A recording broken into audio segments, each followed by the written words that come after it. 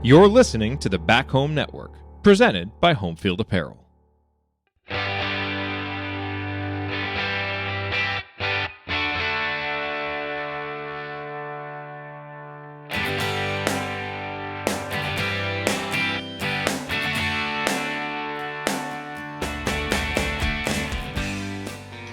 And hello, Hoosier fans, and welcome to another episode of the Grace Berger Show.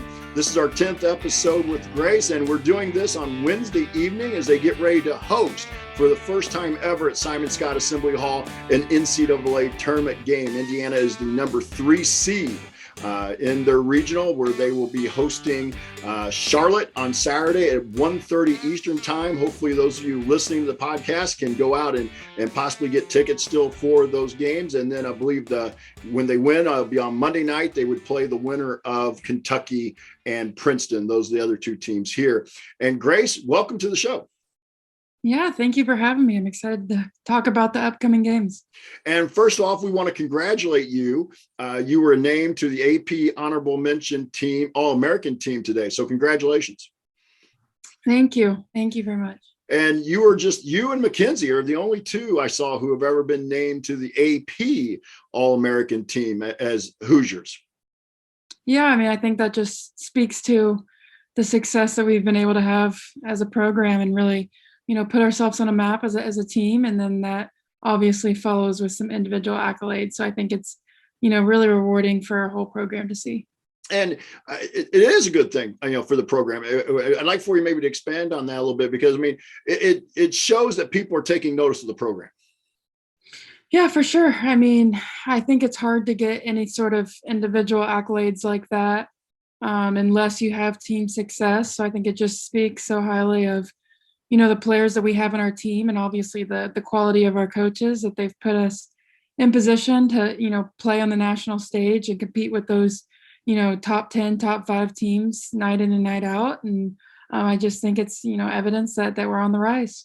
And nobody gets to an All-American level without a lot of hard work. And we've talked a little bit about it in previous episodes, but just maybe here mention, what are some of the things that the coaches do, especially in terms of skill development with the individual players, whether it leads to being an All-American or just a better team? What are some of the things that you really think stands out about the staff that makes them so much, I don't want to say fun, but that allows them to get the best out of the players? I mean, they're just, in my opinion, the hardest working staff, I think, in America. They're very hands-on. So every single day, all we have to do is shoot them a text, and they'll come down with each of us individually for 25, 30 minutes to work on what we need to work on outside of practice, where that's not the norm. A lot of coaches aren't doing that. So, they're really hands-on. They're hardworking. They bring it every single day. And they're always here for us whenever we want to get better. So I think it's just an environment where it makes us as players really want to work hard because they're so excited about it. And I'm asking this almost really kind of as a former coach, but in the middle of all this preparing for the NCAA tournament, are they still available for, like, if you shoot them a text and say, hey, can you come down here and work with me on something? I'm not sure I got it. Will they be able to come down and work with you? Yeah. I mean, they're still in there for, like I said, 25, 30 minutes every single day with us individually. Obviously they have a lot of film to do and they're really busy this time of year, just preparing for future opponents. But, their first priority is us and getting on the court with us and ultimately making us better. And just kind of go back to Sunday. First of all, selection show was on Sunday for the first time for the women. Watched you guys on the video, just the reaction. Can you kind of describe what it was like in the room? I mean, you guys probably knew you were going to be a top 4 seed, but still to see your name come up there and say Indiana will host, what was that like in the room? Yeah, I mean, I think first of all, there's a lot of nerves that go into it, no matter whether you're a team on the bubble or whether you kind of know that you're going to get called, it's still, nerve-wracking to see where you're going to get placed, whether or not you're going to host, who you're going to play and whatnot. So I think, a little nervous throughout the room, but then once our name got called and, we had a good idea that we'd be a top 3 seed, but to actually see it and see the teams that we were going to get to play and see Assembly Hall, was a place where we were going to be able to play our first 2 games. I think it was just a lot of excited people in the room, and we're just really looking forward to it. Yeah, and you could kind of tell by the initial reaction I saw in the video just how excited you guys were. With that being said, you talk about playing at Assembly Hall and just, again, kind of not knowing, sometimes when you're on the bubble. When you saw your name come up and you saw where you were, what'd you think of first of all, and we'll kind of get into the specific teams you'll see in Bloomington this weekend, but what'd you kind of think of the draw and the teams in your region? I mean, at the end of the day, any region's going to be tough. Obviously, we have a tough region, and there's no denying that. But every single team, in any region could say the same thing. There's going to be hard teams that you face. I mean, it's the NCAA tournament. They're the best teams in the country. So right now, we're just focused on our first opponent. But I'm definitely just looking at the other teams, the other names that are in our region. I mean, whoever comes out of it is definitely going to have earned it, and we're just we feel like we have a good opportunity and that we can compete with, any team in the country, and especially those in our region. And I think also spoke to the league as you watched the draw play out on Sunday. You had 6 teams, I believe, if I counted right, 6 teams that made it into the NCAA tournament. Besides you, Iowa obviously won, got the automatic bid, but Michigan, Ohio State, Maryland, Ohio State. I said Ohio State. I'm forgetting somebody here. Nebraska made it in. Yeah. Nebraska, yeah. So those 16. I mean, as a Big Ten player, does that give you a little bit of sense of pride that the league has seen so well in terms of the draw? Yeah, for sure. I mean, it's definitely, I think, kind of a change of pace because you're used to competing with them and being rivals on the court, coming off the Big Ten tournament, obviously, but. Really, now that we're in the NCAA tournament, I think we're all rooting for each other. We all want them to succeed, and hopefully we'll meet them again down the road. The Grace Berger Show is presented by Farrall Wealth. Farrall Wealth was founded by former IU All-Big Ten defensive end Greg Farrall, who is now experiencing IU all over again as a parent with 2 girls who are juniors in the IU Media School, interns at the Cuban Center, and own their own business. And Greg learned trust and integrity while playing for legendary coach Bill Mallory, traits he's worked hard to instill in his girls. He also learned how to game plan.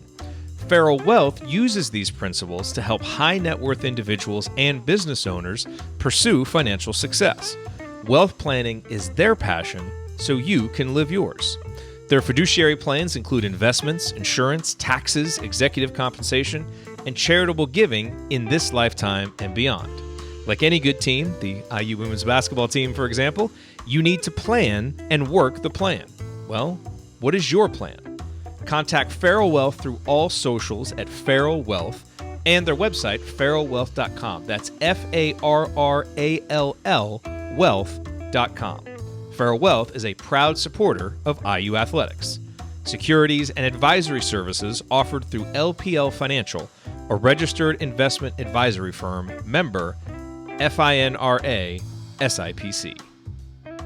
So you guys drew Charlotte, and you will play them on Saturday at 1:30 Bloomington time. For those who might be listening on a Central Standard Time, Central Daylight Time. Since we had the clock change here earlier this week. What can you tell us about Charlotte? For a lot of our fans don't know much about Charlotte. I looked it up. Obviously, they played very well in their league, won their tournament, but IU has only played them one time in history. I think back in 2009, I saw on the website. So what can you tell us about Charlotte? I mean, they have a lot of really talented players. Obviously, they won their league for a reason. And they have the conference player of the year on their team as well. So she's a really dynamic scorer, can score at all 3 levels. So I think she's really going to, challenge us guards off the bounce. And all of their guards are really, she has some really good pieces around her as well. They have, I think, 2 transfers from Kentucky and then a transfer from Duke. So they have kids that have that Power 5, elite level experience. And so, they're a veteran team. They've been through it. Obviously they know how to win. So we're definitely, have our hands full come Saturday. And you mentioned something, looking at the roster, just kind of scanning it real quick as we were kind of doing a little bit of a previous show with AC Radio the other night. Looked like they were pretty guard heavy. Didn't look like a lot of size like you may have seen with an Iowa or a Michigan and or maybe even a Nebraska. So would you say that, is that kind of accurate? I think their 2 main leading scorers are guards, and obviously the conference player of the year is a guard. So that's going to be, probably our main focus. But they have, talented post players that can, they might not have a lot of size, but they can step out, they can hit the 3. kind of guard-like in that facet. So I think it's going to challenge us, maybe not in ways like an Iowa has in the low block, but in different ways. They're really talented post players. Okay.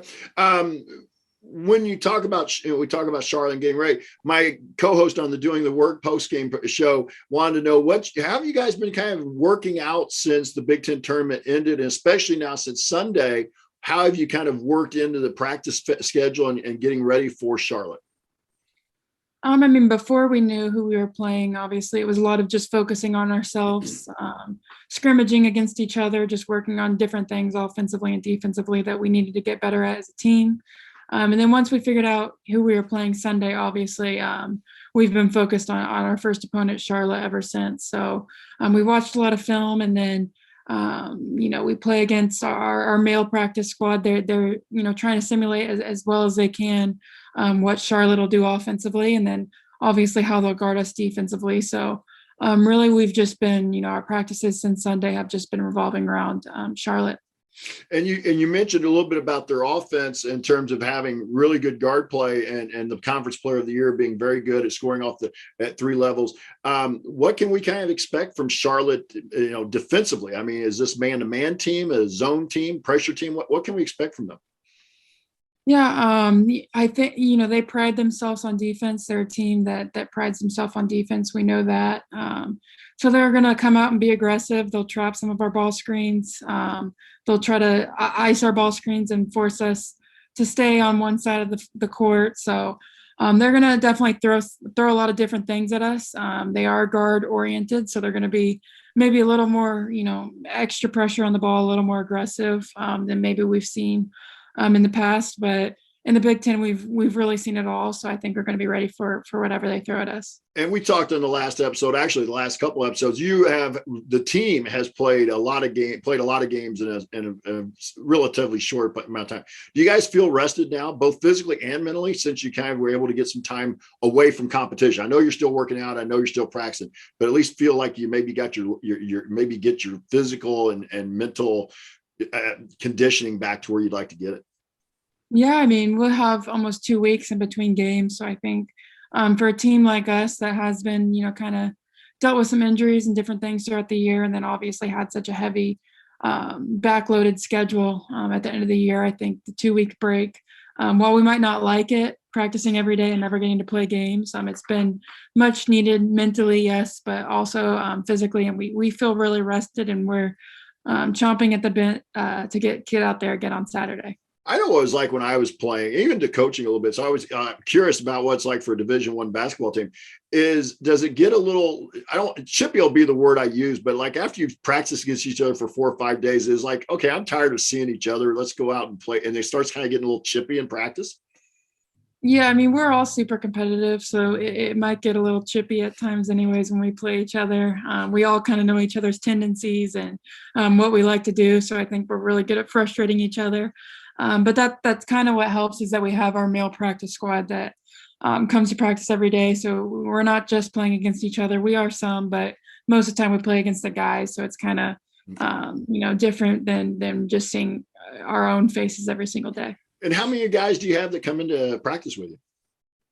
Right now, because it's spring break, it's a little, we're just have 5 that we're rolling with. Those guys get tired. I'm sorry. Yeah, for sure. But normally we have like 12 to 13 guys that kind of rotate when they can come. And Jeff, Grace, we haven't talked a lot about this, but you have mentioned in past episodes about how there's somebody on staff who's responsible for like your nutrition and stuff. How big of a role does that play here as you're getting ready for the tournament and coming off all those games in such a short time? It's huge. Once you get to this point in the season where all the teams are really good teams, there's only a little bit, small amount that separates the teams that win and the teams that, ultimately don't make it too far in the tournament. So, sleep and taking care of your body, putting the right food in your body, staying hydrated, things like that are definitely getting, pushed on us. They are all year, but especially at tournament time when, games are back to back and short turnarounds and different things like that. it's definitely things that we're constantly being reminded of. And you guys making the tournament, and I know you said it's spring break, but has there been a little bit of a vibe around campus about for the students who are still around campus? Has been a little bit of vibe about you guys being at home this weekend? For sure. I mean, around campus, a lot of people seem to be excited. And then obviously on social media, we've been seeing things where people have bought tickets and are, making the trip to come and support us. And so, we expect a big crowd and we're all really excited about it. Yeah, I think from what I've seen, it sounds like big crowd coming in as well. Let's look at the other game, and the one team you know quite a bit about because you play Kentucky during the season. But I want to ask you first about Princeton, the Ivy League champion. What do you know much about Princeton? What can you tell our fans about Princeton? Honestly, we haven't really started watching them yet. We're worried about the first game right now. Understand that. But I've seen Princeton play. They're traditionally a really, really good team, really well coached. And then they have a couple of players that are, some of the best players in the country on their team. So, they're a team that's consistently at top of the Ivy League, which is a really good league in women's basketball. And so, a lot of people are expecting them to make some noise in the tournament. So, it's going to be a big challenge whether we play them or Kentucky. And obviously right now it's just the old adage, survive in advance. I believe there were some first 4 games on tonight for the women's tournament. I don't know if you were having to watch any of those. Yeah, I know Howard was playing Incarnate Word, and then later tonight Dayton will play DePaul, which I'll watch. It comes on about 9 p.m. so it'll be a late game like our men's game last night, but that should be a really good game with some talented players. The Dayton DePaul game is actually going to be a pretty good matchup, I think. And speaking of the men, at least being at home, you don't have to worry about the travel that they've had to deal with over the last few days. I know. We played out in Oregon my freshman year, so I kind of feel their pain on that one, having to take that flight. I can't imagine. I'm glad we're in Bloomington. Yeah, but at least you didn't have to play after a first 4 game when you did that. Yeah, I can't imagine. I can't either. Support for the Grace Berger Show is brought to you by our friends at Home Field Apparel, where they have one of the most extensive collections of vintage IU apparel that you will find anywhere. And it's not just IU apparel. They have over 100 colleges and universities, and what they do is they go back into history and they pull out old vintage brand marks that haven't been used in a long time, but that still look really cool and that have this really great kind of nostalgic appeal, and they pull them into modern day, and they've created such a great niche because, the actual material that their stuff is printed on, the shirts, the crew neck sweaters, the hoodies, it's really comfortable, it holds up when it's washed, and then the logos all look just so cool. It's just such a unique niche that they have. And you can go to homefieldapparel.com. Again, look through over 40 items of IU apparel. IU is their original school, and so that's what they have the most of. But you can also browse through all of their other colleges and universities as well. And when you're ready to purchase, if it's your first time there, use the promo code HOME, HOME. That will give you 15% off your first order. So again, it's homefieldapparel.com. Use the promo code HOME, HOME, for 15% off your first order. Now back to the show. And so I just kind of want to wrap this up a little bit here with you, Grace. And I really appreciate you giving us time tonight because I know obviously getting ready for the tournament and to play Charlotte on Saturday. Obviously, you're watching a lot of film, practice, all that. So I really appreciate you fitting us in tonight. What's the vibe? I hate to use the word vibe. You can tell I get into little cliches here. Just how does the team feel going into the tournament? I think we're really excited. We've been through it before. We know the feeling that, you get when you advance to the Sweet 16 and when you advance to the Elite 8. So that's really, I think, a feeling that we've been chasing. We're obviously chasing now, but we've been chasing, ever since we lost that Elite 8 game last year. So, we're just really excited. Obviously, it starts with that game on Saturday, and then hopefully just build momentum and keep it going. And then mentioned Kentucky a little bit. I'll come back to that just a little bit. What have you thought? I'm sure you saw them play a little bit over as they were playing in the conference tournament, especially. Maybe what's the difference that we might, if we get to that point where we play Kentucky, could play Princeton. If we play Kentucky, what might be something different than what we saw from them earlier in the year? I think they're just, gelling at the right time. They've always had really, really talented players on their roster. There's no denying that. And I think, it took them a little bit, longer than what we're used to from a Kentucky to kind of figure that out and gel together and really find their groove. But obviously, anytime you have a team that has Ryan Howard on it, probably the number one draft pick, it's going to be a challenge, no matter whether we beat them earlier in the year or not. So, she's playing well right now, which makes them tough. But then she has pieces around her that are doing really well right now too. So there'll be a tough matchup for sure. Yeah, because to beat South Carolina in their conference tournament, that was obviously a huge win for them. I've been meaning to ask you is any superstitions that you have that, as you kind of go into whether it's any game or the tournament, any kind of superstitions you have in terms of your preparation?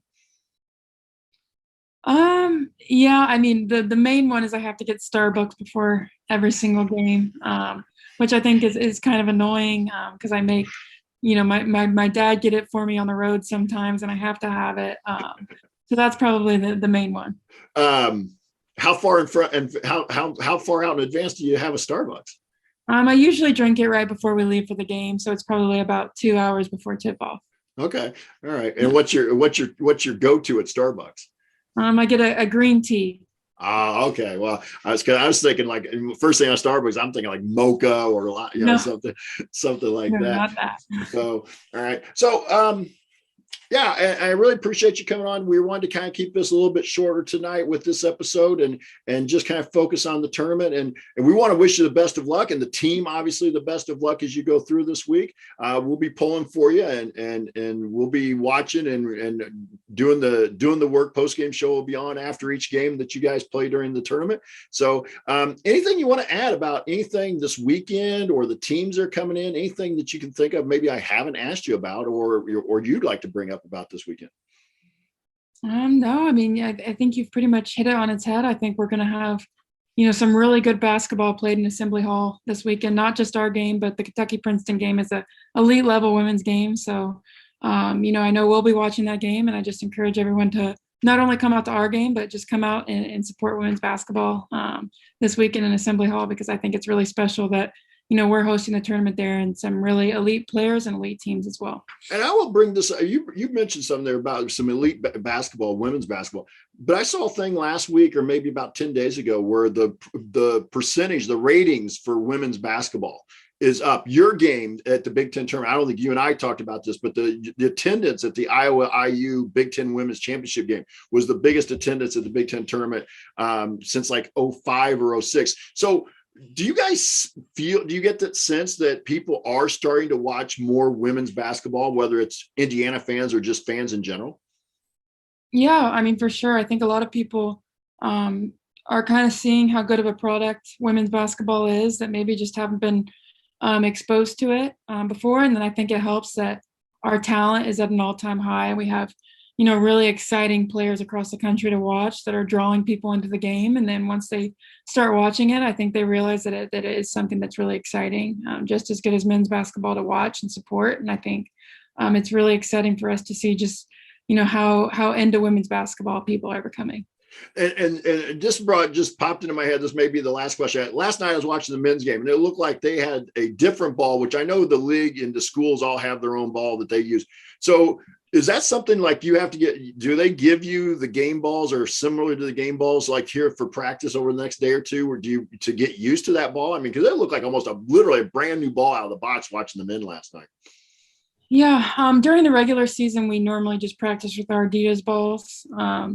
And then we'll play at schools that have Nike balls. We'll play at schools that have Wilson balls. So it's, obviously a little bit of adjustment come game time. But normally in postseason, like for the Big Ten tournament and now the NCAA tournament, we'll get the ball like a week in advance. So we'll have a couple practices to kind of practice with it. Both the balls for the NCAA tournament and the Big Ten tournament are, a little different than what we're used to. So It's a little unusual, but once you practice with it for a week, I think we start to get kind of used to it. I was going to say, I was just curious about that because, like I said, watching the men's game last night, it looked like it was brand new out of the box. Like they just aired it up. I was like, man, that looks like just so shiny and brand new. So, but Grace, I want to thank you for being with us. Again, I'll give you one more chance here to say anything to the fans here as we wrap it up.